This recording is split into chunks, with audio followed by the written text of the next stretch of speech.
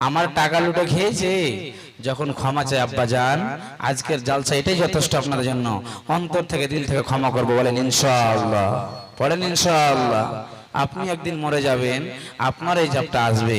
নবীজি যখন মারা যান 13 থেকে 14 দিন আগের ঘটনা, 5 দিন আগের ঘটনা, নবীজি সাহাবীদেরকে বলেছিলেন, সাহাবীরা রে, সাহাবীরা, এই সাহাবীরা, আল্লাহ একজন বান্দাকে বলেছে দুনিয়ার লালচ চাইছিস, দুনিয়ার ভালোবাসা চাইছিস না মাবুদের কাছে যাওয়া ভালোবাসা চাইছিস?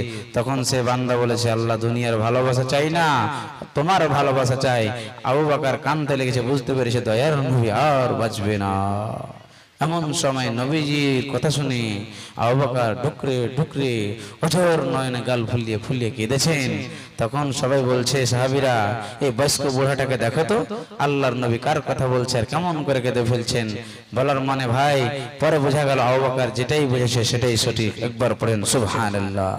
ভাই আব্বাজান, হাদিসটা শুনেন, বেরিনে তালা খুলে যাবে।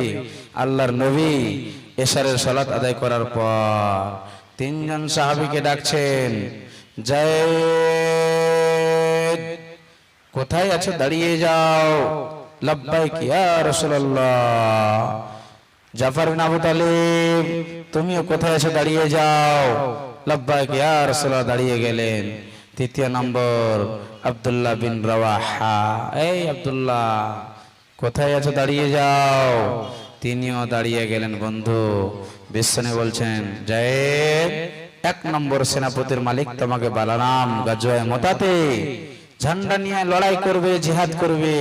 তুমি যদি মারা যাও, তুমি যদি কাতল হয়ে যাও, তোমাকে যদি শহীদ করে দেওয়া হয়, তবে এই ঝান্ডাটা জাফর বিন আবু তালিব এই ঝান্ডাটা হাতে করে নিবে। জাফরকে যদি কাতাল করে দেয়, হাত কলকে যদি কেটে দেয়, পাকে যদি কেটে যায়, যদি শহীদ হয়ে যায়, এই ঝান্ডাটা ধরবে আব্দুল্লাহ বিন রাওয়াহা, যে নতুন বিয়ে করেছে, বিবিকে মোহর দিয়েছে, বাসর রাত হয়নি। আহা, দেখেন কষ্টের বিনিময়ে আজকে আমার ইসলামটাকে পেয়েছি ভাই আব্বাজান।